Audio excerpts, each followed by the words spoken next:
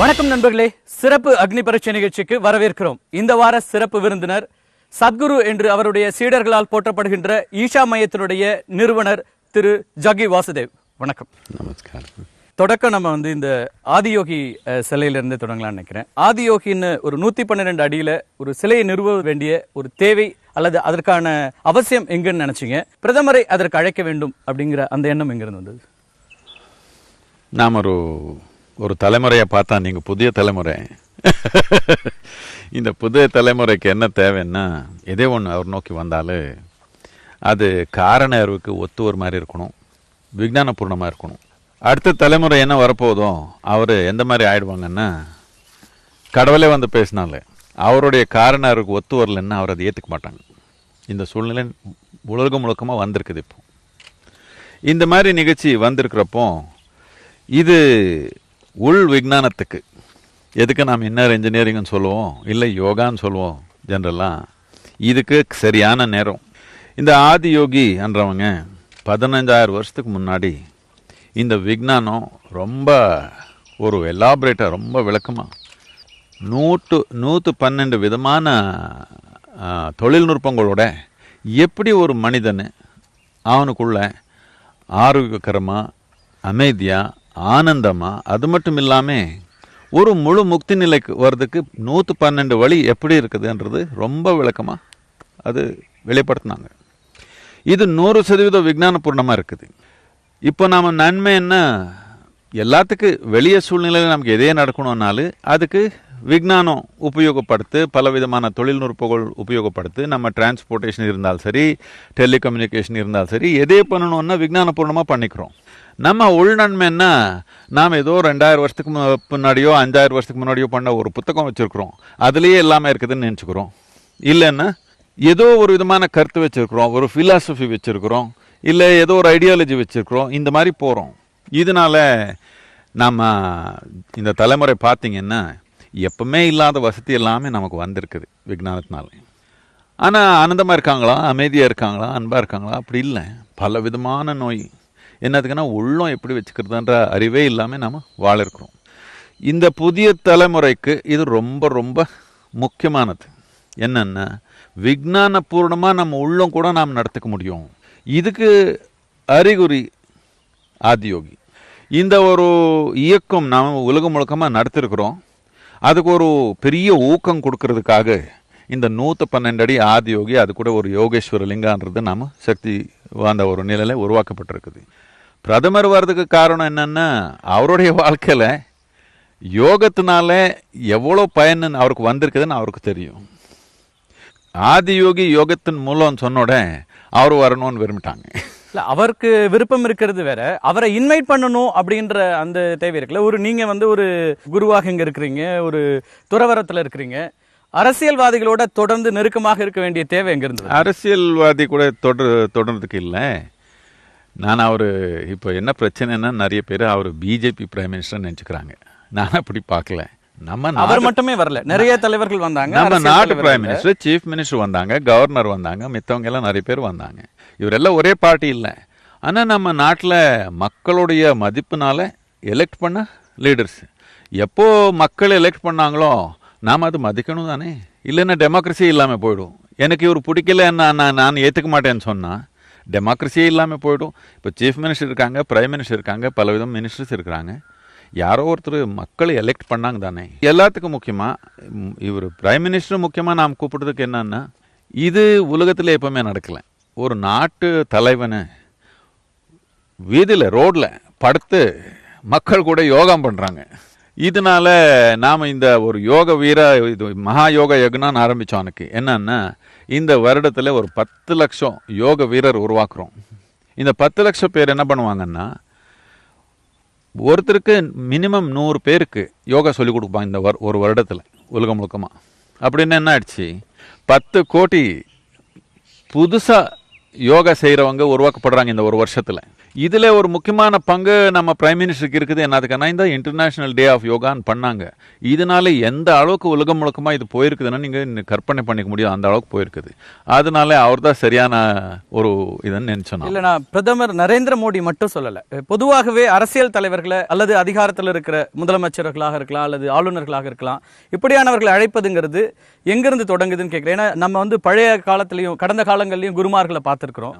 பெரும்பாலும் அவர்கள் தனித்து இருக்கிறாங்க, துறவிகளாக இருக்கிறாங்க. ஆனால் இந்த தலைமுறை குருமார்கள் வந்து இப்படியான ஒரு அசோசியேஷனோட இருக்காங்கிறதுல தான் எனக்கு அந்த கேள்வி வருது. பழைய காலத்து குருமார்கள் யாருனாலும் ஒரு பேர் சொல்லுங்க. வசிஷ்டான்னு வச்சுக்கோங்க, ராஜகுருவா இருந்தாங்க, ஆஸ்தானத்துல இருந்தாங்க. இல்ல வியாசான்னு சொல்லுங்க, எப்பவுமே ராஜர் கூட தான் இருந்தாங்க, கிருஷ்ணன் கூட தான் இருந்தாங்க, மித்தவங்க கூட தான் இருந்தாங்க.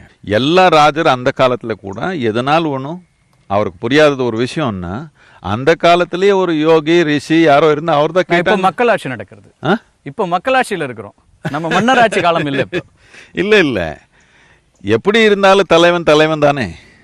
நீங்க 5 வருஷத்துக்கு வச்சுக்கலாம், இல்ல 50 வருஷத்துக்கு வச்சுக்கலாம். தலைவர்களை மறுக்க இல்ல இல்ல, ஆனா இந்த மாதிரியான அசோசியேஷன் தேவைப்படுதா? நீங்க அதிகமான மக்களை கொண்டு போய் சேர்க்கறதுக்கு, ரீச் பண்றதுக்கு அந்த தேவை இருக்குன்னு நினைக்கிறீங்களா? மக்களை ரீச் பண்றதுக்கு தேவையில்லை. மக்கள் எப்படி இன்னும் வர்றாங்க. எல்லாத்துக்கும் முக்கியமானது என்னன்னா, இவ்வளவு பேரு ஜனத்தொகை உடைய வாழ்க்கைன்றது அவர் கையில இருக்கிறப்போ அவருடைய உள்ளம் நல்லா வச்சுக்கிறது ரொம்ப தேவை. நான் எக்கனாமிக் லீடர்ஸு, பொலிட்டிக்கல் லீடர்ஸு கொஞ்சம் எய்ம் பண்ணி தான் நம்ம பண்ணியிருக்கிறோம். எதுக்காகன்னா, மக்களுக்கு ஒரு நன்மை கிடைக்கணும்னா தலைவனை ஒரு நல்ல நிலையில் இருக்கணும். இது ரொம்ப தேவையானது. நானும் ரொம்ப ஒரு தீவிரமாக இது பண்ணியிருக்கிறேன். எங்கே இருந்தாலும் நீங்கள் ஒரு தலைவனாக இருந்தால், எந்த நிலையில் இருந்தாலும் சரி, அரசியல் தலைவன் மட்டும் இல்லை, எந்த நிலையில் தலைவனாக இருந்தால் என்ன அர்த்தம்? நீங்கள் எது நினைச்சாலும், எது உணர்ந்தாலும், எது செஞ்சாலும் ஒரு கோடி மக்களுக்கு அதனால இல்லை நல்லது நடக்கும், இல்லை கெட்டது நடக்கும். இந்த மாதிரி ஒரு வாய்ப்பு, இந்த மாதிரி ஒரு பொறுப்பு நம்ம கையில் இருக்கிறப்போ நாம் உள்ளத்தில் எப்படி இருக்கிறோன்றது ரொம்ப முக்கியமானதா இல்லையா? அந்த நோக்கத்தில் அவ்வளோதான். இப்ப நீங்க தனியா நிறைய வகுப்புகள் எடுக்கிறீங்க. அந்த மாதிரியான வகுப்புகள் மக்களுக்கு போய் நான் சேர்றதுக்கு எனக்கு பிரைம் மினிஸ்டர் தேவையில்லை.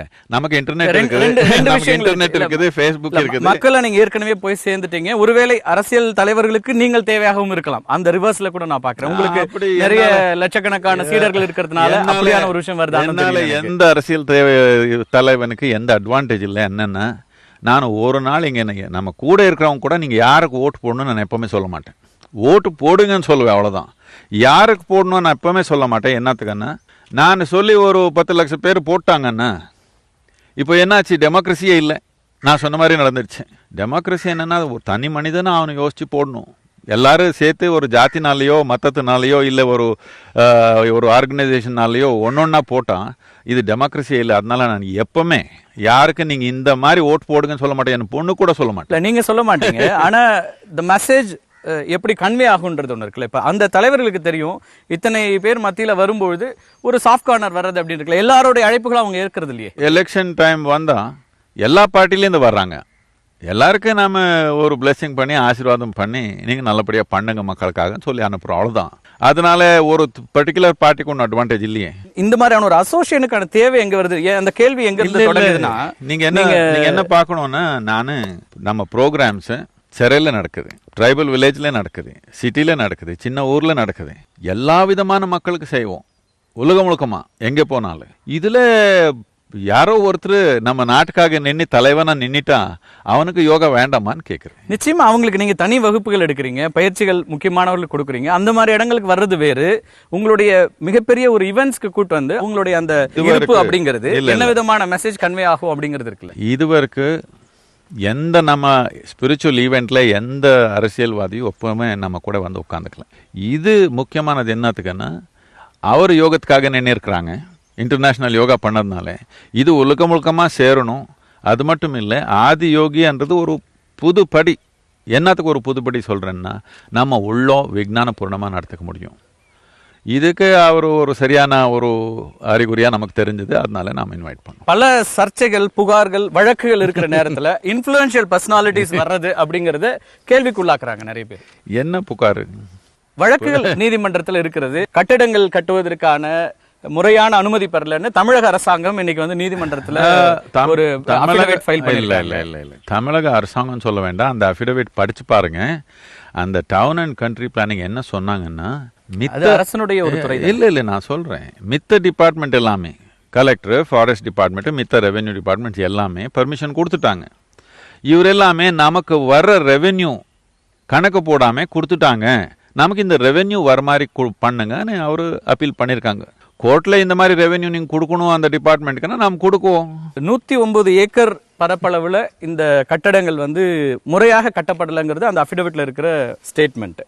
இல்லை, டவுன் அண்ட் கண்ட்ரி பிளானிங்ன்றதும் தமிழக அரசாங்கத்தினுடைய ஒரு புரிஞ்சுது, எனக்கு புரியுது. நான் சொல்றது என்னன்னா, அது 2012 2012 கொடுத்த ஒரு நோட்டீஸ் பத்தி அவர் திருப்பி சொல்றாங்க, தேவையே இல்லை, அது திருப்பி சொல்றாங்க. 2017 மார்ச்ல சொல்லும் போதுதான் அது அப்ப அந்த கேள்விகள் எழுப்புது. நீங்க இந்த கடைசி ஆதியோகிக்கு கூட 15/2/2017 இந்த டிஸ்ட்ரிக்ட் கலெக்டர் ஒரு அப்ரூவல் கொடுக்கிறாரு.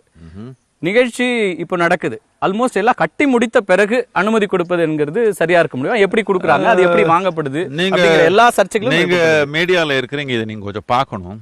எதுக்கு ஒரு அப்ளிகேஷன் கொடுத்தா, எதனால் ஒரு அப்ளிகேஷன் கொடுத்தா எதுக்கு நம்ம நாட்டில் 2 வருஷம் ஆகுது, அந்த நீங்கள் கொஞ்சம் பார்க்கணும் தானே. இது அவ்வளோ ப்ராசஸ் வச்சுருக்காங்க, அவ்வளோ லேட் ஆகுது, அதுக்கு என்ன பண்ணுறது? தொடக்க நிலையில் கிராம பஞ்சாயத்தில் அப்ரூவல் வாங்கியிருக்காங்க. அதற்கு பிறகு டிஸ்ட்ரிக்ட்ல வாங்க வேண்டியதோ அல்லது இது ஹில் ஏரியாவில் வர்றதுனால அந்த மலைப்பிரதேச குழுவிட்ட வாங்க வேண்டிய கிளியரன்ஸ், இப்படி பல்வேறு விஷயங்கள் நடத்தப்படலை. பிடபிள்யூடி கிளியரன்ஸ்ல இருந்து எல்லாத்தையும் இன்னைக்கு டவுன் அண்ட் கண்ட்ரி பிளானிங் துறை தான் அதை சொல்லுது. உங்களுக்கு நாட்டில் இருக்கிற சட்டத்தை பற்றி நம்பிக்கை இருக்குதா? நிச்சயமா சட்டத்தின் ஆட்சி தான் நடக்குது. அப்படின்னு சட்டத்துப்படியா போகட்டுமே, கோர்ட்டில் இருக்குது, சட்டத்துப்படியா போகட்டும். சட்டத்துப்படியா போகணும் தானே கோர்ட்டில் இருக்கிறோம். கோர்ட்டுக்கு என்னத்துக்கு போறோம்? சட்டத்துப்படியா போகணும் தானே. அந்த இடத்துல தான் கேள்வி எழுப்புறாங்க. இப்போ லோயர் லெவல் அபிஷியல்ஸ் வந்து இன்வெஸ்டிகேஷன்லயோ அல்லது இந்த விஷயங்களை விசாரிக்கும் போது ஹைலி இன்ஃப்ளூயன்ஷியல் பர்சனாலிட்டிஸ் வர்றதுங்கிறது அவங்க இன்ஃப்ளூயன்ஸ் பண்ணுங்க. ஹைகோர்ட்ல இருக்குது, ஹைகோர்ட்ல இருக்குது, அங்க என்ன போய் இன்ஃப்ளூயன்ஸ் பண்றீங்க? சட்டத்துப்படியா போகட்டுமே. இப்போ என்ன தாக்கல் செய்யற அதிகாரிகள், ஒரு தாசில்தார், ஒரு டிஸ்ட்ரிக்ட் கலெக்டர்லாம் என்ன லெவல்ல இருப்பாங்க? ஒரு பிரைம் மினிஸ்டரோ, ஒரு சீஃப் மினிஸ்டரோ, ஒரு கவர்னரோ இருக்கும்போது அவங்களுக்கு அப்படி இருந்தா எல்லாமே கிடைச்சிருக்கணுமே பர்மிஷன். நீங்க சொல்ற மாதிரி இருந்தா எல்லாமே சைன் போட்டு கொடுத்திருக்கணும். February 15 தானே கொடுக்குறாரு கலெக்டர்.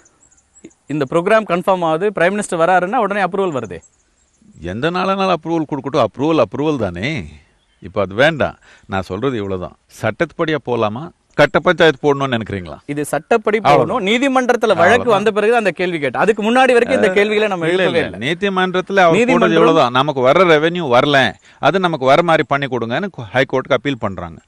அவரு ஹைகோர்ட் அப்படி டிசைட் பண்ணாங்கன்னா அது ரீசனபிளா இருந்தா நாம் ஏத்துக்குவோம், இல்லைன்னா அடுத்த ஒரு படிக்கு போறோம் தேவை இருந்தா. இப்ப சூழலியல் குறித்த ஒரு அக்கறை இருக்கு, நீங்க காட்டுப்பூன்னு பத்திரிகை நடத்துறீங்க, நிறைய மரங்கள் நடுறீங்க, இதெல்லாம் நடக்கும்போது இப்படி ஒரு ஃபாரஸ்ட் ஏரியாவை இவ்வளவு பெரிய இடத்துக்கு எடுக்க வேண்டுமா அப்படிங்கிற கேள்வி. நீங்க ஒரு வேலை பண்ணணும். நீங்க கேமரா வச்சு எங்க ஆதியோகி இருக்குது சுத்தம் வாங்க. வலது பக்கம் பார்த்தீங்கன்னா 25 வருஷத்து இது என்ன பாக்கு மரங்கள் இருக்குது. பின்னாடி பார்த்தீங்கன்னா 40 வருஷத்து வயசான தென்னை மரம் இருக்குது, சுத்த தோட்டம் இருக்குது. நடுவில் எங்கே காடு வந்துடுச்சு. இது 130 இயர்ஸுக்கு 130 வருஷத்துக்கு முன்னாடி இது ரெவென்யூ லேண்டாக பண்ணாங்க. இங்கே வாழை, தென்னை, இந்த மாதிரி பாக்கு, இந்த மாதிரி ரொம்ப வளர்த்துருக்காங்க இந்த ஏரியாவில். இது எலிஃபென்ட் காரிடார் இருந்தா இல்லை காடு இருந்தா இதெல்லாம் வளர்த்த முடியுமான்னு கேட்குறேன். இது என்ன அர்த்தமே இல்லை. ஃபாரஸ்ட் டிபார்ட்மெண்ட் அது சொல்றாங்களே, ஃபாரஸ்ட் டிபார்ட்மெண்ட் தமிழ்நாடு வனத்துறையினுடைய அறிக்கையில இது வந்து எலிஃபென்ட் காரிடார் அப்படின்றாங்க. அவர்களும் ஓசை அமைப்பும் சேர்ந்து நடத்துற சர்வேல அந்த ரிப்போர்ட். நான் சொல்றேன், என்வாயன்மெண்ட் மினிஸ்ட்ரி சொல்லல, வேர்ல்ட் வைல்ட் லைஃப் ஃபண்ட் சொல்லல, தமிழ்நாடு ஃபாரஸ்ட் டிபார்ட்மெண்ட் சொல்லலை. இது எலிஃபென்ட் காரிடார்ன்றது யாரும் சொல்லலை. என்னத்துக்குன்னா இது ரெவென்யூ லேண்ட், 130 வருஷத்துலேருந்து revenue land, people have been cultivating. இது விவசாயம் நடந்திருக்குது அப்படின்னா எனக்கு சொல்ல வேண்டாம், லோக்கல் விவசாயிக்கு சொல்லுங்க. இது இல்ல, இங்க இருக்கிற மலைவாழ் மக்களும் புகார் தெரிவிக்கிறாங்க. அது எல்லாம் நீங்க இந்த நம்ம நாட்டில் வாழ இருக்கீங்க, இதெல்லாம் தெரியும் உங்களுக்கு. எவ்வளவு நாளுக்கு முன்னாடி இந்த அசோசியேஷன் ஏதோ ட்ரைபல் ப்ரொடெக்ஷன் எவ்வளவு நாளுக்கு முன்னாடி ரெஜிஸ்டர் பண்ணாங்க கொஞ்சம் கண்டுபிடிங்க. நீங்க யார் இருக்கிறாங்க, அது பின்னாடி யார் இருக்கிறாங்க, அவருக்கு ஃபண்டிங் எங்க இருந்து வருதுன்னு கொஞ்சம் இன்வெஸ்டிகேட் பண்ணலாமே. நீங்க வழக்கு போட்ட தனியார் அமைப்புகளோ சூழலியல் அமைப்புகளோ நோக்கம் இருக்கிறதா வச்சுட்டா கூட டவுன் அண்ட் கண்ட்ரி பிளானிங் வந்து இப்படி ஒரு அபிடவிட் போட்டதுக்கு பிறகு அதுக்கான ஆயிடுது. அஃபிடவிட்ல ஒன்னும் தப்பு இல்லை. அவருக்கு ரெவென்யூ வரணும்னு அவர் கேட்டுக்கிறாங்க. ஹைகோர்ட்ல அவருடைய உணர்வுல சட்டத்துப்படியா ரெவென்யூ வரணும்னு இருந்தா கட்டாயமா கட்டுவோம். அதுக்கு என்ன? கோர்ட் ஒரு வழக்கை எடுத்துக்கும் போதே உங்களுக்கு வந்து குறைந்தபட்சமா அதுல ஏதோ ஒன்று விசாரணைக்கு தேவை இருக்குன்னு நினைச்சாதான் வழக்கை அட்மிட் பண்றாங்க. இல்ல, நீங்க என்ன நினைச்சுக்கணும்னா, இவ்வளோ ஆக்டிவிட்டி நடக்கிறப்போ எவ்வளவோ விஷயம் இருக்குது வேர் லாஸ் ஆர் அம்பிகியூஸ். லாஸ்ட்லேயே கிளாரிட்டி இல்லை. இப்போ ஹில் ஏரியான்னு போட்டிருக்காங்க, 100% யாருக்கு தெரியல. ஒரு நாள் ஒன்று பல பிரசிடென்ட் இருக்குது, ஒருத்தர் ஒரு மாதிரி சொல்லியிருக்காங்க. இதுக்கு ஒரு கமிட்டி போட்டு ஏதோ டிசைட் பண்ணணும். அது பெண்டிங்காக இருக்குது, 2 வருஷத்துலேருந்து 3 வருஷத்துலேருந்து பெண்டிங்காக இருக்குது. அது இப்போது புது கவர்மெண்ட் வந்திருக்கிறதுனால பண்ணுவாங்களோ நம்ம பார்க்கலாம். இல்லைன்னா ஹைகோர்ட்டில் அப்பீல் பண்ணுவோம், பண்ணிட்டு முடிச்சு கொடுங்க நமக்கு. இந்த கன்ஃபியூஷன்ஸ் இருக்கு, லா கிளியரா இல்ல, நிறைய குழப்பங்கள் இருக்கு, வெவ்வேறு துறைகள் நிறைய ஒன்றும் குழப்பம் இல்லை. அப்படியெல்லாம் சொல்றது ஒரு சாமானியர்கள் சொல்லலாம். நீங்க ஒரு பெரிய இன்ஸ்டிடியூஷன் வச்சிருக்கீங்க, உங்கள்கிட்ட லீகல் எக்ஸ்பர்ட்ஸ் இருப்பாங்க, நிச்சயமா உங்களுக்கு அந்த குழப்பங்கள் வர முடியாதுல்ல. இல்லை, குழப்பம் ஒன்றும் இல்லை, நன்மனத்தில் குழப்பம் இல்லை. மித்தவும் குழப்பம் இருந்தால் கோர்ட்டில் கிளியர் பண்ணலான்னு சொல்கிறேன். ஹைகோர்ட் என்ன போகும், சட்டப்படியாக தானே போகும், திருப்பி என்னத்துக்கு கவலை. இங்க என்ன கேள்வி எழுதுனா, ஒரு சாமானியர் 10க்கு 10ல ஒரு பில்டிங் கட்டினா கூட அப்ரூவல் இல்லாம கட்டினா அல்லது முறை இல்லாம கட்டினாங்கன்னா இம்மீடியட்டா டெமாலிஷன் அப்படிங்கிறதுக்குள்ள போறாங்க, அவங்களுக்கு நோட்டீஸ் வருது. இவ்வளவு பெரிய இன்ஸ்டிடியூஷன் போது இத்தனை குற்றச்சாட்டுகளை town and country planning committee வைக்குது. ஆனால் இதுல ஏதாவது ஒன்று நிரூபிக்கப்பட்டால் நான் வந்து இதை ஏற்க தயாரா இருக்கேன், சட்டப்படி இருக்கா அப்படின்னு சொல்றீங்க. உங்களுக்கு வந்து 3 ஆண்டுகளாக இந்த லிவரேஜ் எங்க இருந்து கிடைக்குது? அப்போ அந்த அபிடவிட்ல இந்த குற்றச்சாட்டுகள் அத்தனை 2013ல இருந்து இருக்குது. ஆனா எந்த விசாரணையோ அடுத்த கட்ட நகர்வுகளோ இல்லாத போதுதான் இந்த highly influential people highly influential people யார் வந்தாங்க நடுவில்? இப்போ பிரைம் மினிஸ்டர் போய் என்ன ஹைகோர்ட்டில் பேச போகிறாங்களா? அப்படியெல்லாம் ஒன்றும் கிடையாது. அந்த மாதிரி நான் யாருக்கு போய் இதுவரைக்கும் கேட்டதில்லை.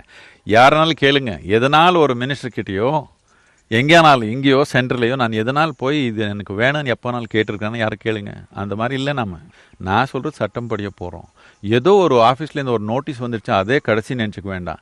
ஒரு இண்டஸ்ட்ரி நடக்குது, ஒரு பிஸ்னஸ் நடக்குது, 100 நோட்டீஸ் இருக்கும் அவருக்கு அப்படின்னா அவர் எல்லாம் தப்பு பண்ணிட்டாங்களாம்? அப்படி இல்லை, இதுல எல்லாம் கன்ஃபியூஷன் இருக்குது. அது சார்ட் அவுட் பண்றதுக்கு தானே கோர்ட் இருக்குது. கோர்ட்டுக்கு போயிட்டாலே நீங்க குற்றவாளின்னு சொன்னா நீங்க நான் என்ன குற்றவாளியா ஒரு முடிவுக்குள்ள வரல. ஆனால் இந்த கேள்விகளுக்கெல்லாம் பதில் சொல்ல வேண்டிய பதில் எல்லாமே நான் சொல்றது என்னன்னா, ஹைகோர்ட்டுக்கு விட்டுடுங்க, அவர் என்ன சொல்றாங்களோ அப்படி நடந்துக்கலாமே. உங்களால உறுதியா இங்க வந்து சூழலியலுக்கு எந்த பிரச்சனையும் வரல எங்களால அப்படின்னு உங்களால சொல்ல முடியுமா? 100%. இது ஒரு நாள்ல இருந்து இல்லை, 25-30 வருஷத்துலேருந்து நடந்திருக்குது. என்னன்னா, நான் ஆயிரக்கணக்கில் கிட்னி திருடிட்டேன்னா உங்கள் கிட்னி நீங்கள் பார்த்துக்கணும், நீங்கள் போகிறதுக்குள்ளே இருக்குமா இல்லையான்றது. எதேதோ சொல்கிறாங்க, என்ன பூரா காட்டை அழிச்சிட்டாங்க. நான் ஒரே ஒரு இன்ச்சு ஃபாரஸ்ட் லேண்ட் இருக்கட்டும், இல்லை யாருனாலும் ஒரு விவசாய லேண்ட் இருக்கட்டும், 1 இன்ச் எடுத்திருந்தா எனக்கு சொல்லிடுங்க. அதெல்லாம் தான் புகார்களா வந்துட்டு இருக்கு. அப்படி 30 ஆண்டுகளா எந்த அடிப்படையும் இல்லாம புகார்கள். அடிப்படை இவ்வளவுதான். சில பேர் வாரத்துக்கு ஒரு தடவை மான் கறி சாப்பிட்டு இருந்தாங்க, நாம் நிறுத்திட்டோம். சில பேர் இதெல்லாம் சந்தன மரம் எல்லாம் வெட்டிட்டு நல்லா தொழில் பண்ணியிருந்தாங்க, நாம் நிறுத்திட்டோம். இங்கே இந்த ப்ரமைசஸ்லேயே ஒரு ஃபர்னிச்சர் ஃபேக்ட்ரி நடந்தது, அதை நிறுத்திட்டோம். இன்னும் பலவிதமான அசிங்கங்கள் நடந்தது. இதெல்லாம் நிறுத்தோட 25 வருஷத்துலேருந்து சில மீடியா நம்ம மேலே பொய்யே இருக்கிறாங்க. அவருக்கு யார் பணம் கொடுக்குறாங்க, எப்படி பண்ணுறாங்க, நீங்கள் தானே இன்வெஸ்டிகேட் பண்ணணும். இப்போ கேள்விகளை எழுப்புறது மீடியாவோட வேலை. ஆனால் உடனடியாக நீங்கள் வந்து அது மாதிரி வழக்குகளை போடுற சூழலியல் ஆர்வலர்களாக இருக்கட்டும், நீங்கள் ஏற்கனவே சொல்லிட்டீங்க சட்ட ரீதியாக நான் இதை சந்திக்கிறேன்ட்டு. ஆனால் அவர்கள் மேலே நோக்கத்தை விளைவிக்கிறதன் மூலமாக இந்த கேள்வியை எழுப்பக்கூடாது அப்படின்ற கேள்வி எழுப்பக்கூடாது நான் சொல்லலை. நீங்கள் கேள்வி யார் கேட்கணும், சந்தேகம் இருந்தால் என்ன கேட்கணும். நீங்கள் முடிவு எடுத்துட்டா எப்படி? இப்போது அவர் அஃபிடவிட் போட்டாங்க கோர்ட்டில். என்ன அஃபிடவிட் போட்டாங்க? நமக்கு ரெவென்யூ லாஸ் இருக்குது, நமக்கு ஜஸ்டிஸ் கொடுங்கன்னு கேட்டாங்க டிபார்ட்மெண்ட். நீங்கள் என்ன போட்டிங்க ஹெட்லைன்ஸு? சிவா ஸ்டாச்சு இன் லீகல் சூப்னு போட்டாங்க. என்ன லீகல் சூப் எங்கே இருக்குது? ரெவென்யூ நமக்கு வரலன்னு அவர் சொல்கிறாங்க, அவருக்கு அப்படி உணர்வு இருக்குது. அப்படி இருந்தால் சொல்லட்டும், எதனால. அவங்களுடைய ஃபுல் அஃபிடவிட் நான் வாசித்தேன். அதில் வந்து முறையான அனுமதிகள் பெறாமல் கட்டப்பட்டதை பற்றி அவங்க சொல்கிறாங்க. அதே 2012 சொன்னதே சொல்லியிருக்கீங்க. நானும் பேச முடியாது, நீங்க பேச முடியாது. நிச்சயமா பேசல. ஏன்னா கோர்ட்ல அஃபிடவிட் வந்த பிறகு அந்த டாக்குமெண்ட்ல அதிகாரப்பூர்வமா சொன்னதை பத்தி இல்ல இது ரெண்டு விஷயம் இருக்குது. ஒன்னு 2012 நடந்த விஷயம் கோர்ட்ல இருக்குது, சப்ஜுடிஸ். நீங்க 2 பேர் பேசக்கூடாது. இப்போ அஃபிடவிட் போட்டது அவர் நமக்கு ரெவென்யூ லாஸ் இருக்கிறதுன்னு மட்டும் தான் போட்டாங்க. ஆனா அது மென்ஷன் பண்ணி போடுறாங்க, அது தேவையில்லை. என்னத்துக்குன்னா எப்படியோ கோர்ட்ல இருக்குது, ஏதோ அவருடைய இது அவர் அப்படி போட்டுக்கிறாங்க. சரி இல்ல, இப்ப நீங்க இதுல லீகலா நான் எல்லாத்தையும் ஃபேஸ் பண்றோம் அப்படின்னு சொன்னா நீங்களே ரஷ் பண்ணி இந்த வழக்குல நீங்க உங்களோட தரப்புல இருந்து அஃபிடவிட் இன்னைக்கு வரைக்கும் ஃபைல் ஆகல. அன்னைக்கு வந்து town and country planning file பண்றாங்க. நம்ம நீங்க இமிடியேட்டா இல்ல, நீங்களும் ஒன் ஆஃப் தி ரெஸ்பாண்டன்ட் அதுல. ஆமா, இப்போதானே ஈவென்ட் முடிஞ்சிருக்குது. பிளஸ் ஃபாரஸ்ட் டிபார்ட்மெண்ட், கலெக்டர் எல்லாரும் போடணும். அப்போதான் கேஸ் முன்னாடி போகும். அவரெல்லாம் போட்ட அப்புறம் தானே நாம ரிப்ளை கொடுக்குறோம் அதுக்கு. ஆதியோகி ஸ்டாச்சு பத்தி, சிலையை பத்தி வரும்போது சிலர் சொல்றாங்க, இது எனக்கு நான் அதுல பெரிய எக்ஸ்பர்ட் இல்ல, நான் உங்களுடைய விளக்கம் கேட்கறது பாக்குறேன், இது வந்து ஒரு ஆகம விதிப்படி ஒரு பாதி அளவிற்கான சிவன் சிலையா வைக்க முடியாது அப்படின்னு சொல்லி சிலர் குறிப்பிடுறாங்க. இந்து மதத்துல இந்த ஆகம விதிகளை அறிந்தவர்கள் சொல்ற இந்த ஒரு குற்றச்சாட்டாக அது இருக்கிறது. அப்படி வைக்க முடியாது, அது முழுமையான 4 திருக்கரங்களோடு கொண்ட ஒரு சிலையாகத்தான் இருக்க முடியும் அப்படிங்கிற ஒரு கேள்வி எழுப்புறாங்க. இது பூஜைக்கோ இல்லை சடங்குக்காக உருவாக்குன சிலை இல்லை. இது வெறும் யோகத்து நோக்கத்தில், இந்த உள் விஞ்ஞானத்து நோக்கத்தில் புத்துணர்வு உருவாக்குறதுக்காக உருவாக்குனது. அதுக்கு முன்னாடி ஒரு யோகேஸ்வர லிங்கான்னு இருக்குது, அது எல்லாம் கரெக்டாக அது உருவாக்கப்பட்டிருக்குது. இந்த சிலைக்கு யாரும் பூஜை பண்ண மாட்டாங்க. இது சும்மா ஒரு உலகத்தில் யோகத்துக்காக ஒரு உற்சாகம், ஒரு புத்துணர்வு உருவாக்குறதுக்காக. இது எந்த ஒரு சடங்குக்கோ இல்லை பூஜைக்காக உருவாக்க. அவ்வளோ பெரிய சிலை அமைக்கிறதுங்கிறதே வந்து இங்க பெரிய பெரிய சிலை அமைக்கிறது இந்த மாதிரியான ஒரு தோற்றமே இப்போ ஆஃப் லேட் தான், பிற்காலங்களில் தான் தொடங்கப்படுது. ஏற்கனவே மன்னர் ஆட்சியில கட்டப்பட்ட எந்த கோவிலையும் இந்த மாதிரியான அது சிற்பங்களுக்கான ஒரு அளவுகள் இருக்கிறது. அது கோவில் இல்லையே, கோவில் அல்ல. நீங்க வந்து ஒரு அடையாளப்படுத்தலாக சொல்றீங்க, அது உற்சாகப்படுத்தலுக்காக அப்படின்னாலும் அட்டென்ஷன் சீக்கிங்கா அப்படிங்கிற ஒரு கேள்வி இருக்கு. 100% we want to get the world's attention. உலகத்து அட்டென்ஷனை உள்நோக்கி போகிறதுக்கு கொண்டு போகணுன்றதுக்காக தான் இது உருவாக்குனது. இது பற்றி சந்தேகமே இல்லை. Attention seeking 100% attention seeking. But for what? இது எதுக்கு அட்டென்ஷன் சீக்கிங்கன்னா, மனிதனு உள்நோக்கி போகலைன்னா நன்மை அவனுக்கு கிடையாது. இப்போ நம்ம நாட்டில் பொருளாதாரத்து நன்மை கொண்டு வரணும் ரொம்ப முயற்சி நடக்குது. ஒரு தனி மனிதன் வாழ்க்கையில் இருந்தாலும் சரி, இல்லை சமூகத்தில் வாழ்க்கையில், இல்லை நாட்டு வாழ்க்கையில் இருந்தாலும் சரி, ஏழைத்தனத்துலேருந்து ஒரு வசதிக்கு போகிறதுன்னு எவ்வளவோ போராட்டம் இருக்குது. அந்த போராட்டம் எல்லாம் பண்ணி போனாங்க. அங்கே போனப்போ என்ன வருது? நோய் வருது. இப்போ 40% தமிழ்நாட்டில் இல்லை டயபெட்டிஸ் ஆகுறாங்க, மித்தவங்க குடிச்சு படுத்துக்கிறாங்க. இப்படி இருக்குது. பொருளாதாரத்து நன்மை உள்நன்மையா, மனித நன்மையா மாறணும்னா அதுக்கு உள் விஞ்ஞானம் தேவை. இதனால இந்த கவனம் எல்லாருக்கும் வரணும். இந்த தமிழ்நாட்டில் மட்டும் இல்லை, உலகம் முழுக்க வரணுன்ற ஒரே நோக்கத்தில் தான் இது நாம உருவாக்கி இருக்கிறோம். இது பூஜைக்காக இல்லை, இது கோவில்ல நினைச்சுக்க வேண்டாம். துறவிகளுக்கு கவன ஈர்ப்பு தேவையா அப்படின்ற கேள்வியோட முடிச்சிருந்தோம். அட்டென்ஷன் சீக்கிங் தேவைதான் அப்படின்றீங்க. எந்த விதத்துல ஒரு துறவரத்துக்கு வந்த பிறகு ஒட்டுமொத்த உலகத்தினுடைய கவன ஈர்ப்பு எங்களுக்கு தேவைதான் அப்படிங்கிற அந்த கருத்தை முன்வைக்கிறீங்க? நம்ம கிட்டே இருக்கிற, நமக்குள்ளே இருக்கிற ஞானம் மக்களுக்கு கிடைக்கணும்னா இது இருக்குதுன்னு சொல்லணும் தானே. வேண்டாம், ரொம்ப தண்ணி இல்லாமல் மக்கள் இருக்கிறாங்க. நமக்கு ஒரு வாவி இது இருக்குது, இங்கே ஒரு கிணறுல நல்ல தண்ணி இருக்குது. யாருக்கு சொல்ல வேண்டாமா? சும்மா உட்காந்துடலாமா? என்னென்னு சொல்கிறீங்க? அப்படி உட்காந்துட்டான். நம்மக்கிட்ட நிறைய தண்ணி இருக்குது, யாருக்கு தண்ணி இல்லை, நானும் சும்மா ஒன்றும் சொல்லாமல் இங்கே மௌனமாக உட்காந்துருவேன். அப்ப என்ன சொல்வீங்க?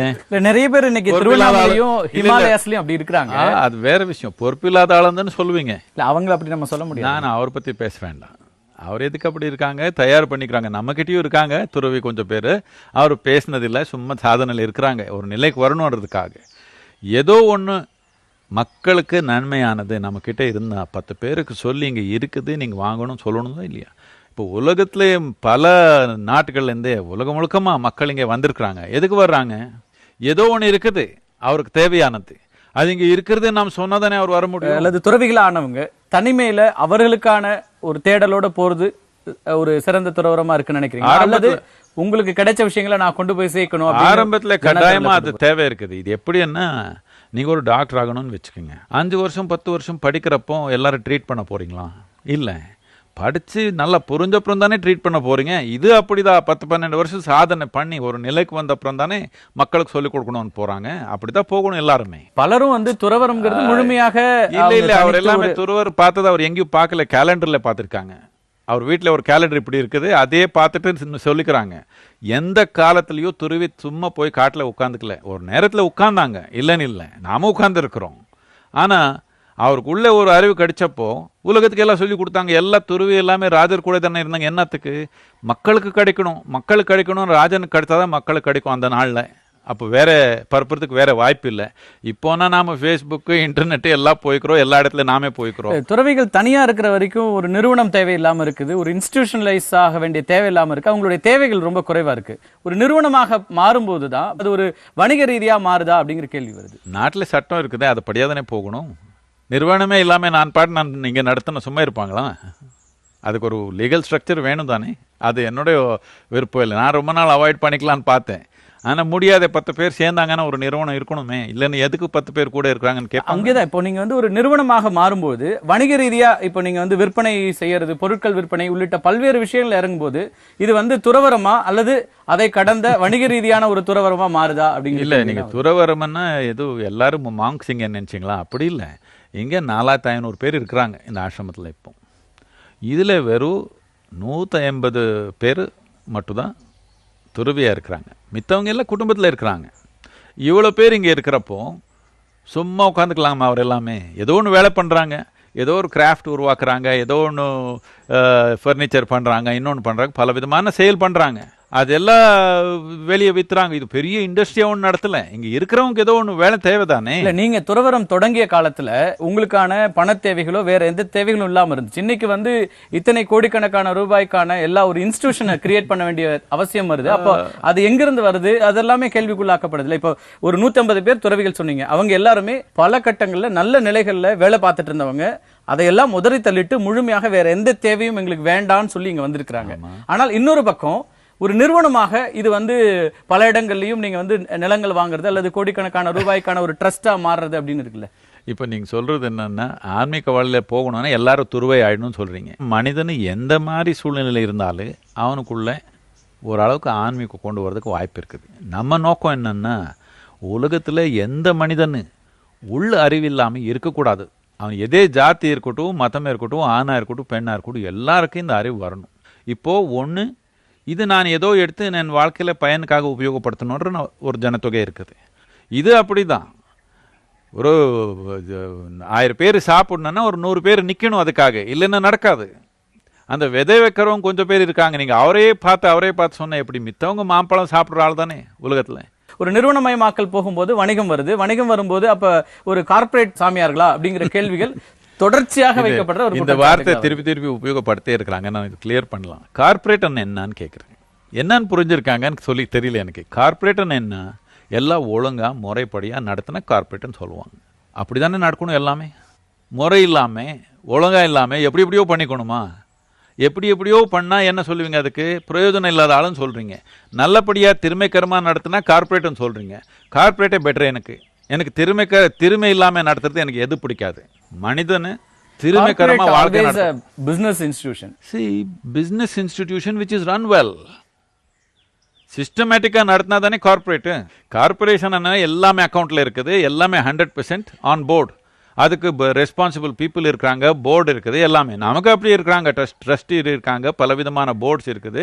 எது தப்பா போகிறதுக்கு வாய்ப்பு கொடுக்கல. அதெல்லாம் மறக்கல. நிச்சயமா நீங்க வந்து அதுக்கான ஒரு இன்ஸ்டிடியூஷன் கிரியேட் பண்ணும்போதே லீகலா எல்லா விஷயங்களும் செய்றீங்க. நீங்கள் விரும்பியது அதுதானா நான் கேட்கிறேன். நீங்க துறவரம் மேற்கொண்ட போது எதுவுமே வேண்டான்னு விட்டுட்டு இந்த மலையில வந்து அமர்ந்தீர்கள். துருவி நீங்க யாரும் உண்மையா பார்க்கல. நீங்க துருவியன்னு எடுத்துக்கங்க. அனாதி காலத்துலேயும் துருவியன்னு எடுத்துக்கங்க. ஆதியோகியே ஒரு துருவி. சும்மா ஒரு இடத்துல உட்காந்துட்டுனா, வேண்டாம் காௌதம் புத்தா எடுத்துக்கங்க. சும்மா உட்காந்தானா 40 வருஷம் ஊருக்கு போய் அவ்வளோ பெரிய ஆர்கனைசேஷன் உருவாக்குனா. அது மட்டும் இல்லை, அந்த காலத்துல இருந்து எல்லா ராஜரு கன்வெர்ட் பண்ணா. எதுக்கு? அவனுக்கு தெரியும் ராஜனுக்கு கிடைச்சாதான் பிரஜைக்கு கிடைக்கும்ன்றது அந்த காலத்தில். இப்போ அந்த பிரச்சனை இல்லை நமக்கு. நாம் பிரஜைக்கிட்டே நேரமாக போய்க்கலாம். என்னத்துக்கான இது ஜனநாயகம். பட் அந்த நேரத்தில் ராஜனுக்கு கிடைக்காம பிரஜைக்கு கிடைக்காது. கௌதம் புத்த வாழ்க்கை முழுக்கமாக பாருங்கள், எப்போ பார்த்தா ராஜர் கூட தான் இருக்கிறான். ராஜன் கூட போனது அவன் சொத்து பார்த்து, அவன் இன்னொன்று அரண்மனை பார்த்து போல, அவனுக்கு அறிவு கிடைச்சா பிரஜைக்கு கிடைக்கும்ன்ற ஒரே ஒரு நோக்கத்துல. இப்ப கூட அதே நோக்கம்தான். லட்சக்கணக்கான மக்களுக்கு கொண்டு போறோம், அவர்களை ஆனந்த கோடி கணக்குல அப்படின்னா அந்த கோர்சஸ்க்கான ஃபீஸ் இது உள்ளிட்ட விஷயங்களும் சாமானியர்கள் உள்ள வர்றதுக்கான அந்த அளவுக்கான ஒரு தொகையாக அது இருக்குதுன்னு நினைக்கிறீங்களா நீங்க? இது எல்லா விதமா இருக்குது. நான் அமெரிக்காவில் ப்ரோக்ராம் நடத்துகிறேன். அங்கே ஒரு மாதிரி ஃபீஸ் இருக்குது. அந்த ஃபீஸ் இங்கே யாருனாலும் கொடுக்க முடியாது, அப்படி ஃபீஸ் இருக்குது. மும்பையில் ப்ரோக்ராம் நடத்துகிறேன், அதுக்கு ஒரு மாதிரி ஃபீஸ் இருக்குது. கோயம்புத்தூரில் இன்னொன்று மாதிரி இருக்குது, திருப்பூரில் இன்னொரு மாதிரி இருக்கும், பேரூரில் இன்னொரு மாதிரி இருக்கும், ஆலந்தூரில் இன்னொரு மாதிரி இருக்கும். இங்கே வந்தீங்கன்னா ஃப்ரீயாக இருக்கும். இங்கே சின்ன கிராமங்கள் எல்லாமே ஃப்ரீயாகவே நடக்குது.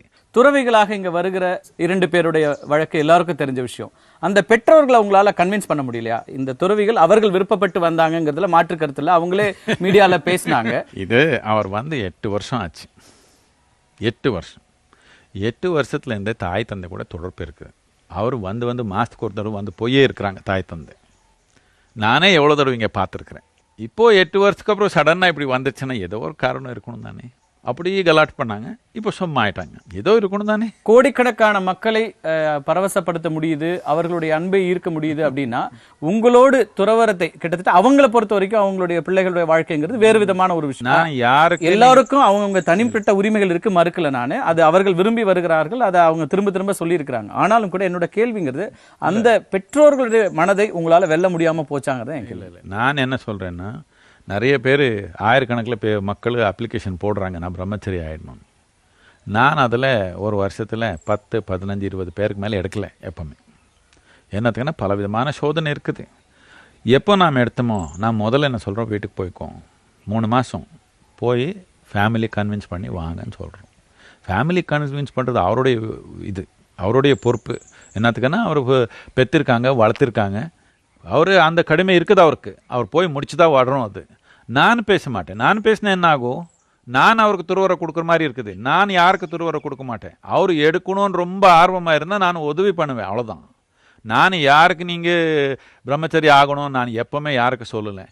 அவர் சொன்னால் 100 தடவை வேண்டாம் வேண்டாம் வேண்டாம்னு சொல்லி அதை தாண்டி வந்தவங்க மட்டும் தான் நாம் கொடுக்குறோம். இதனால அவர் தாய் தந்தை கூட செட்டில் பண்ணிக்கிறது அவருடைய விஷயம். நான் எப்பவுமே அதில் இறங்க மாட்டேன். நீங்க இறங்கல, பட் அதுல தோல்வி அடைஞ்சிட்டீங்களான்ற கேக்குறேன். அந்த 2 பேருடைய மனங்களை வெல்றதுல நீங்க எத்தனை பேர் வேணாலும், நீங்க கோடிக்கணக்கான மக்களுடைய நம்பிக்கையை பெற்றிருக்கீங்க. ஆனா அந்த 2 பேருடைய நம்பிக்கையை பெற முடியாம இருக்கு அப்படிங்கறது இதோட அர்த்தமா இருக்கு இது வரைக்கும். இது நான் சொல்றது என்னன்னா, நான் எப்படி இருந்தாலும் வாழ்க்கையில தோல்விதான். என்னத்துக்குன்னா என்னுடைய நோக்கம் என்னன்னா, இந்த 700 கோடி மக்கள் இருக்காங்க உலகத்தில், எல்லாரும் ஆனந்த பரவசமாக பண்ணணும்னு என் நோக்கம். நான் கொஞ்சம் தோல்வியாதே சத்துடுவேன், ஆனால் ஆனந்தமாக சத்துடுவேன், அவ்வளோதான். அதனால் என்ன இருக்குது, 2 பேருக்கு புரியலன்னு என்ன பண்ணுறது, கொஞ்ச நாளுக்கு அப்புறம் புரிஞ்சுக்கிறாங்க. இப்போது எல்லா விதமாக அவர் பொண்ணுகள் இங்கே இருக்கிறாங்க, எல்லா விதமாக சொல்லி பார்த்தாங்க. வேற ஏதோ தூண்டுதல் இருக்குது, அதனால கொஞ்ச நாள் அப்படி ஆடினாங்க, இப்போ சும்மா இருக்கிறாங்க, இப்போ வந்து போயிருக்கிறாங்க திருப்பி. எல்லாவற்றுக்குமே ஒரு தூண்டுதல் அப்படின்றதே நம்ம வந்து ஒரு நோக்கத்தை கொண்டு வர முடியும். இவ்வளோ நீங்க என்ன நிலம் சம்பந்தப்பட்ட விஷயங்களுக்கு தூண்டுதல் இல்ல. நீங்க ஒரு விஷயம் நீங்க இது பார்க்கணும்.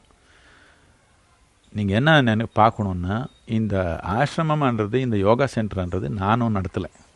இதுக்கு ரொம்ப பொறுப்பான ஒரு ட்ரஸ்டீஸு, போர்ட்ஸ் இருக்குது.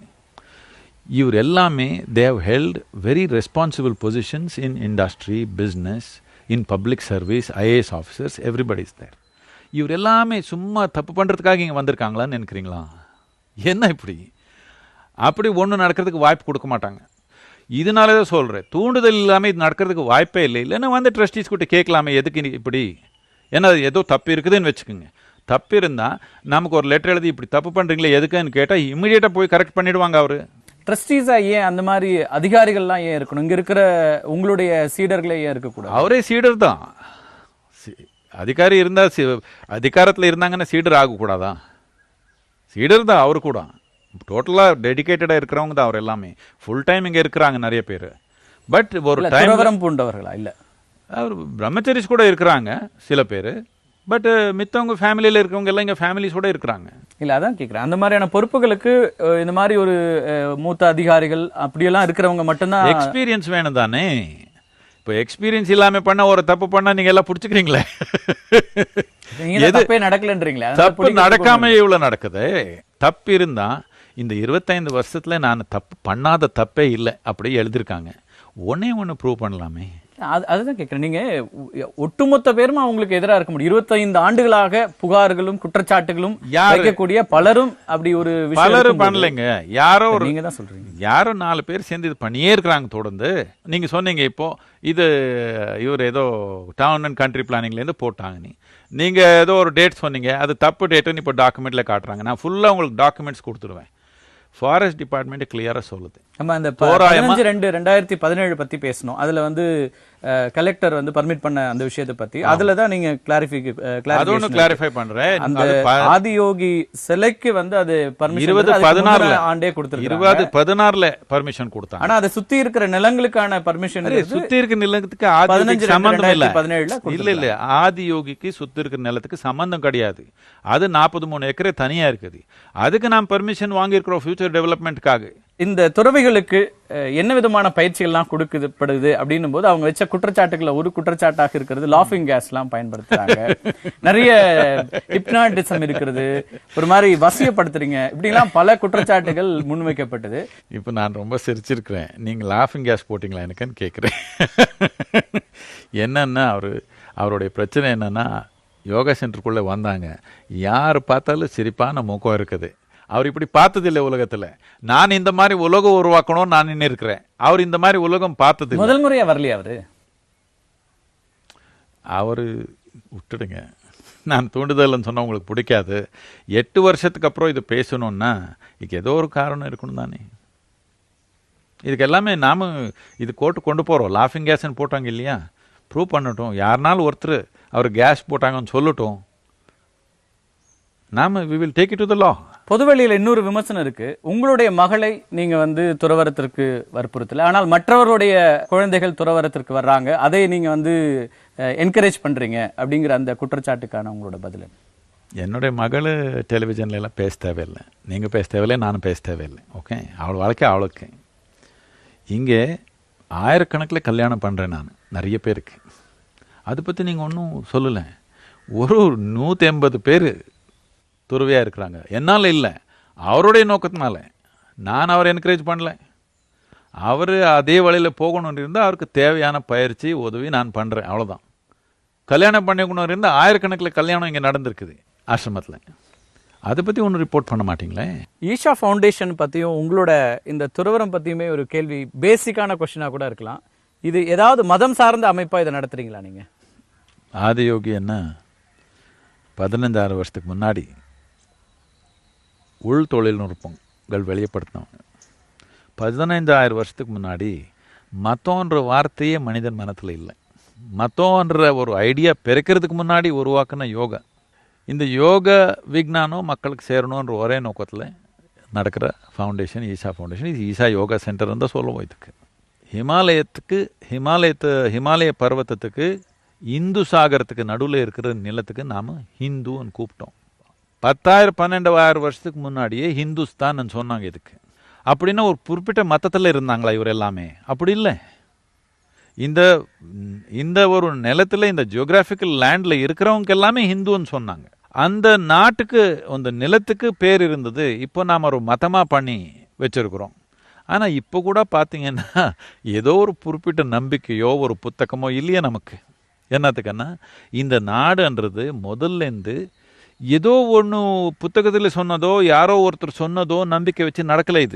இது எப்பவுமே உண்மை தேடுதல்ல, முக்தி தேடுதல்ல வளர்ந்த ஒரு நாடு. நாம் அப்படியே வச்சுக்கணும். ஒரு புத்தகமோ ஒரு கடவுளோ வச்சு நீங்கள் பண்ணீங்கன்னு என்ன அர்த்தம்னா, எது அதிகாரமோ அதே உண்மை. அப்படி இல்லை, எது உண்மையோ அது ஒன்று தான் நமக்கு அதிகாரம். இப்போ எது அதிகாரமோ அதுதான் உண்மையா மாறிட்டு இருக்க சூழல் இருக்கு. அதனால தான் இந்த கேள்வி நான் கேட்குறேன். எது உண்மையோ அது மட்டும்தான் அதிகாரம் எனக்கு. இப்போ தியானலிங்கம் அல்லது ஆதியோகி இது எல்லாமே ஒரு இப்போ சிவபெருமானுடைய ஒரு வடிவமாக அது இருக்குது. அப்போ அது ஹிந்துயிசம் இல்லை, ஹிந்து கடவுள் இல்லை அப்படின்னு நீங்கள் சொல்கிறத எப்படி எடுத்துக்க முடியும்? 15,000 வருஷத்துக்கு முன்னாடி நீங்கள் அவனுக்கு நீங்கள் சிவபெருமானன்னு நீங்கள் சொல்லிக்கலாம். நாம் சும்மா சிவான்னு சொல்லுவோம். சிவா அர்த்தம் என்னன்னா, எது ஒன்றும் இல்லாததோ அது சிவ லிங்கம். எல்லா அடையாளங்களும் மதம் சார்ந்ததாக தான் இருக்கு. அப்ப ஆனா நான் மதம் சார்ந்து இல்ல, பகுத்தறிவோட இருக்கேன், ரேஷனலிஸ்டா இருக்கேன் அப்படின்றீங்க. கான்ட்ரடிக்டரியா? இப்போ நீங்க ரேஷனலிஸ்டானு நம்ம தெரியல எனக்கு. அது ஒரு மாதிரி, அது ஒரு மதம் இப்போ. ஆனா ஐ எம் ஃபுல்லி, அதுவும் மதமும் மாத்திட்டாங்க. அப்படிதானே மதமா மாறிடுச்சு. அவருக்கு ஒரு நம்பிக்கை, எந்த மதமும் இல்ல அப்படிங்கறத ரேஷனலிஸ்ட். யாரோ ஒருத்தர் ரேஷனலிஸ்ட் வந்தாங்க என்கிட்ட. அவரு நான் பார்த்தோட எனக்கு கடவுள் இல்லைன்னு எனக்கு நம்பிக்கைன்னு சொன்னாங்க. ஐயா, எனக்கு அது கூட நம்பிக்கை இல்லைன்னு சொன்னேன். ஏதோ ஒன்று நம்பிக்கை வச்சுட்டா அது ஒரு மதம் தானே. இது நம்பிக்கைக்கு அனுசாரமாக இருக்கிற தன்மை இல்லை. இது மனிதனுக்குள்ளே இருக்கிற தேடுதலுக்கு ஒரு வாய்ப்பா, அது அந்த தேடுதலுக்கு தேவையான கருவி. இதுக்காக பலவிதமான கருவி இருக்குது. இந்த கருவி எல்லாமே நான் இந்த 4 நிமிஷத்துல உங்களுக்கு சொல்ல முடியாது. இதில் லிங்கம்ன்றது ஒரு கருவி. அது பெரிய விஞ்ஞானமே இருக்குது அது பின்னாடி. சோஷியல் மீடியாவில் ரொம்ப ஆக்டிவாக உங்களை பார்க்குறேன். உங்களோட ட்விட்டர் அக்கௌண்ட்டில் அப்பப்போ நிறைய பொது கருத்துக்களையும் போடுறீங்க. தமிழக அரசியல் சூழல் ஒரு நெருக்கடியான நிலையில் இருந்தபோது கூட ஒரு ஒப்பீனியன் உங்களோடேருந்து வந்தது. அதுபோல் பல முக்கியமான பொலிட்டிக்கல் கிரைசிஸ் இருக்கிற நேரங்களில் கூட அது வருது. பொதுவாக துறவிகள் இதிலெல்லாம் விலகி இருந்தாங்க. ஆனால் இப்போ இருக்கிற நிறைய துறவிகள் ஒன்று பேச்சுவார்த்தை நடத்தக்கூடிய அளவுக்கு போகிறாங்க, அல்லது அரசியல் ரீதியான பங்கெடுப்புகளில் வர்றது. இதெல்லாம் எப்படி இப்போ புரிஞ்சுக்கிறது? நான் எந்த சைடு எடுக்கலையே எப்பவுமே. இல்ல உங்களை மட்டும் சொல்லல, பொதுவாகவே உங்களை போன்ற பல குருமார்கள் பத்தி நான் காமெண்ட் பண்ண விரும்பல. நான் எப்பவுமே அரசியல்ல இந்த சைடு அந்த சைடு எப்பவுமே எடுக்கல, நான் எடுக்க மாட்டேன் வாழ்க்கை. என்னோட காலத்துல நான் என்னோட அனுபவ வயது கம்மிங்கிறதுனா என்னோட காலத்துல நான் படித்து தெரிஞ்சு கொண்டதுல காஞ்சி மகா பெரியவர் வச்சுக்கலாம். அவர் எங்கேயும் தேடி போய் எந்த பெரிய மனிதர்களையும் பார்த்து அல்லது அந்த அசோசியேஷனை முடிஞ்ச வரைக்கும் தவிர்த்தார். அவரையும் பார்த்தாங்க, பெரியவர்கள் பார்த்தாங்க, நான் அது மறுக்கல. ஆனால் அதற்கு பிறகு வந்தவங்கல்ல நீங்க இப்போ ஆதீனகர்த்தர்கள் பல பேர் இருக்கிறாங்க. அவங்களும் இந்த மாதிரி எந்த அசோசியேஷன்லையும் போய் பார்க்கறது இல்லை. தமிழ்நாட்டில் 10 ஆதீனங்கள் இருக்காங்க, பெரிய ஆதீனங்கள், பரம்பரையாக வந்துட்டு இருக்கிற ஆதீனங்கள். ஆனால் அதற்கு பிறகு வருகின்ற உங்களை போன்ற அல்லது வேறு யாரையும் நீங்க பேச விரும்பலன்ட்டீங்க. உங்களையே நான் வைத்து கேட்கிறேன். நீங்க இந்த அசோசியேஷன்ஸ் இருக்கும்போது அந்த கேள்வி கேட்கிறேன். குறிப்பா அரசியல் ரீதியான கருத்துக்களையும் சொல்றீங்க. அரசியல் ரீதியாகவும் உங்களுடைய முழு ஈடுபாடு வருகிறதா, அல்லது பொதுவா இந்த மாதிரியான ஒரு கிரைசிஸ்ல இருக்கும்போது நம்ம கருத்து சொல்ல வேண்டிய தேவை இருக்குன்னு நீங்க நினைக்கிறீங்களா? நான் நாட்டில் எதே நடந்தாலும், உலகத்தில் எதே நடந்தாலும் மக்களுக்கு நன்மையாக இருக்கிற மாதிரி இருந்தால் நான் எல்லாத்த பற்றி பேசுவேன். இல்லை மக்களுக்கு அதனால ஏதோ ஒன்று பிரச்சனை வர மாதிரி இருந்தால் அதை பற்றி ஒரு வார்னிங் கொடுக்குறேன், இப்படி இருக்குது நீ. ஆனால் நான் யாருடைய சைடு எப்பவுமே எடுக்க மாட்டேன். ஆனால் மக்கள் நன்மை பற்றி கவனம் இல்லாமல் வாழ்கிறதே நீங்கள் ஆன்மீகம் நினச்சா அப்படி இல்லை. என்னுடைய ஆன்மீகம் என்னென்னா முழு ஈடுபாடு. எனக்கு இவ்வளோதான், என் வாழ்க்கையில் இவ்வளோதான் கமிட்மெண்ட். இந்த 700 கோடி மக்களுக்கு எல்லாருக்கு அவர் உள்ளத்தில் அவர் ஆனந்தமாக இருக்கிற மாதிரி ஒரு தொழில்நுட்பம் எல்லாத்துக்கும் சேர்த்தணும்னு ஒரே நோக்கம். நீங்க அதுல சேரணும்னு நான் சொல்றேன். நிச்சயமா மக்களுடைய முக்கியமான பிரச்சனைகளை நான் அட்ரஸ் பண்ண விரும்புறேன் அப்படின்னு சொல்றத நிச்சயமா வரவேற்கிறேன். அப்படின்னா மிக முக்கியமா இப்போ விவசாயிகளுடைய மரணம் தமிழ்நாட்டில் முதல் முறையா இந்த ஆண்டுல பாக்குறோம். விவசாயிகள் மரணிக்கிற சூழல் அல்லது தற்கொலை செய்து கொள்ளக்கூடிய சூழல். இப்படியான விஷயங்கள்ல உங்களை போன்றவர்களுடைய அழுத்தமான குரல் அப்படிங்கிறது தேவையா இருக்குல்ல? கட்டாயமா இருக்குது. இந்த லோக்கல் விவசாயி கூட நமக்கு ரொம்ப ஈடுபாடு இருக்குது. நாட்டு முழுக்கமா ஏதோ ஒன்று செய்ய தேவை இருக்குது. ஆசையே கூடாதுங்கிறாரு புத்தர். நீங்க அத்தனைக்கும் ஆசைப்படு அப்படின்றீங்க. இந்த கன்சியூமரிசம் இருக்கிற ஒரு அந்த யுகத்துல அத்தனைக்கும் ஆசைப்படுன்னு எல்லா மக்களையும் உங்க பக்கம் திருப்பறதுக்கான அந்த ஒரு யுக்தி அந்த வார்த்தைங்கிறது. புத்தர் என்ன சொன்னாங்கன்னு உங்களுக்கு தெரியல. என்னதுக்குன்னா யாரை ரெக்கார்ட் பண்ணல. 2000 வருஷத்துல யார் என்ன சொன்னாங்க தெரியல. நீங்க அவர் என்ன சொன்னாங்க இவர் என்ன சொன்னாங்க வேண்டாம். அவர் வாழ்க்கையை கவனிச்சு பாருங்க. அவருக்கு ஞானோதயம் ஆயிடுச்சு. அதுக்கப்புறம் அடுத்த 40 வருஷம் இடைவெளி இல்லாம ஊர் சுத்தினாங்க. ஆசை இல்லாதவனா இப்படி சுத்துறான். அவனுக்கு ஆசை, ரொம்ப ஆசை. உலகத்துக்கே இந்த ஞானம் கொடுக்கணுன்ற ஆசை இருந்தாலே சுத்துறான். அவனுக்கு ஆசை இல்லைன்னு சொன்ன நான் என்ன பண்றது? அத்தனைக்கு ஆசைப்படுங்கன்னு சொன்னேன். உங்க பிரச்சனை என்னன்னா இப்போ மக்களுடைய பிரச்சனை இது பத்தி ஆசை, அது பத்தி வெறுப்பு, இது பத்தி பாசம், அதை பத்தி வெறுப்பு. அத்தனைக்கு ஆசை வந்துச்சுன்னா எல்லா ஜீவங்கள் பற்றி ஆசை வந்துடுச்சுன்னா உங்களுக்கு என்னன்னா குடும்பத்தில் 2 பேர் இருக்காங்க, அவர் பற்றி மட்டும் ஆசை. எல்லா ஜீவங்கள் பற்றி, பொருள் பற்றி, எல்லாத்த பற்றி, பிரபஞ்சத்தை பற்றியே உங்களுக்கு ஆசை வந்துடுச்சுன்னா நீங்கள் துறவிதானே, ஞானம் தானே. இப்போ நமக்கு பிரச்சனை என்னன்னா அது ஆசை பேராசையாகும் போது தானே பிரச்சனைகளே வருது. இல்ல ஆசைப்படுன்னு சொல்றது இல்ல ஆசையில கெஞ்சத்தனமா இருக்கிறது தான் பிரச்சனை. நான் மகத்தான பேராசை பண்ணிடுங்க, பிரபஞ்சமே நல்லா இருக்கணும்னு ஆசை வந்துடுச்சுன்னா உங்களுக்கு நல்லா தானே இருக்கும். நான் அதனால தான் அத்தனைக்கு ஆசைப்படுன்னு சொன்னேன். அவர் கொஞ்சம் பேர் நாம் என்ன கொஞ்சம் ஷாப்பிங் பண்ணிக்கலாம்னு நினச்சிருக்கலாம். நான் சொன்னது அத்தனைக்கு ஆசைப்படும். மிக முக்கியமான தருணத்தில் பல நேரடியான குற்றச்சாட்டுகளுக்கும் தெளிவான விளக்கங்களை கொடுத்தீங்க. உங்களுடைய வருகைக்கும் கருத்து பகிர்வுக்கும் மிக்க நன்றி. நமஸ்காரம். மீண்டும் ஒரு நிகழ்ச்சியில் சந்திக்கலாம் நண்பர்களே. நன்றி, வணக்கம்.